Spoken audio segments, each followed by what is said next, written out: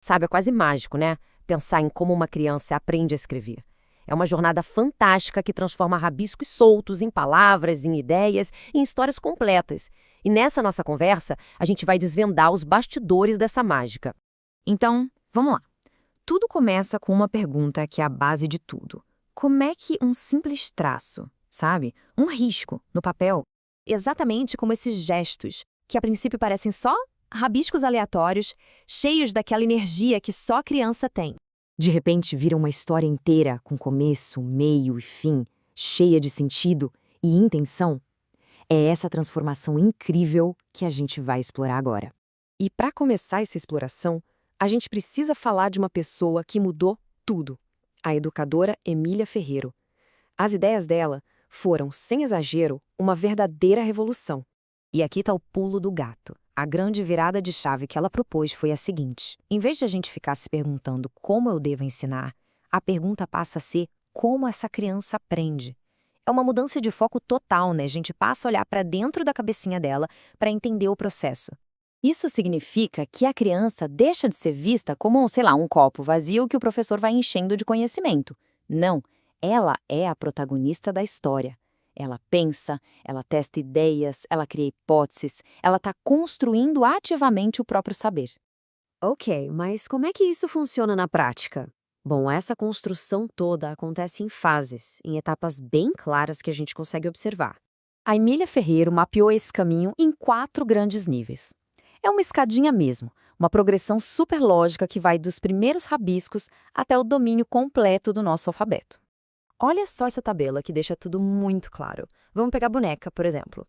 No nível silábico, a criança pensa nos pedaços da palavra, nas sílabas, e coloca uma letra para cada um. O, E, A. Faz todo sentido na cabeça dela.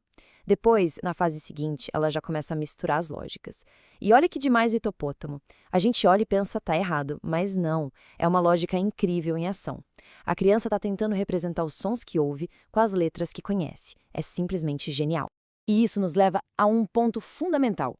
O tal do erro não é um fracasso, de jeito nenhum. Ele é uma pista valiosíssima. É como se a criança estivesse nos mostrando: olha, é assim que eu estou pensando. Cada tentativa, mesmo que não seja a escrita que a gente usa, é um passo inteligente na direção certa. Beleza, a gente já viu o que acontece no papel. Mas e dentro da cabeça? Agora a gente vai mergulhar no cérebro para entender o trabalho invisível que está por trás de cada letrinha. E para isso, nos apoiamos em gigantes como Vygotsky e Luria.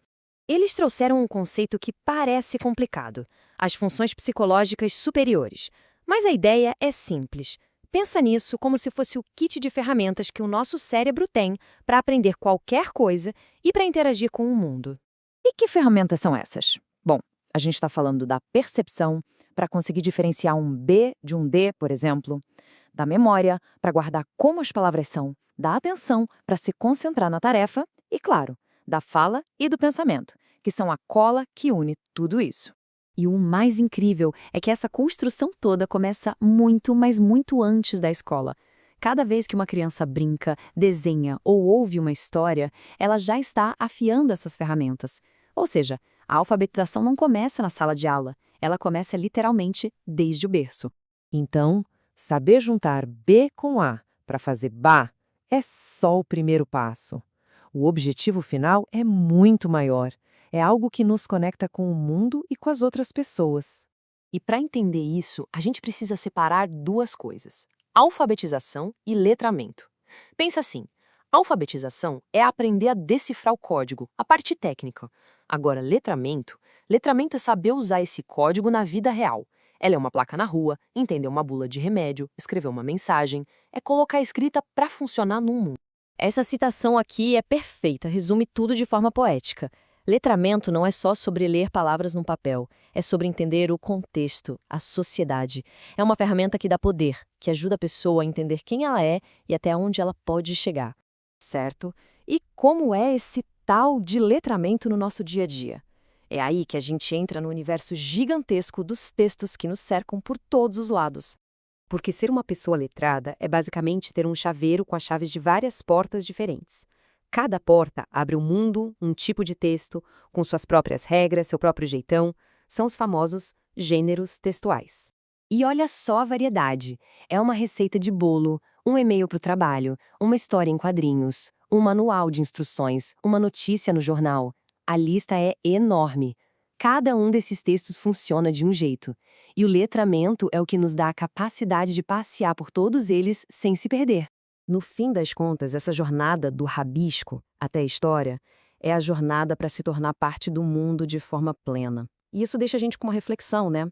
Agora que a gente entende melhor todo esse processo, que novos mundos, que novas portas nós podemos ajudar a abrir para a próxima geração que está começando a rabiscar suas próprias histórias?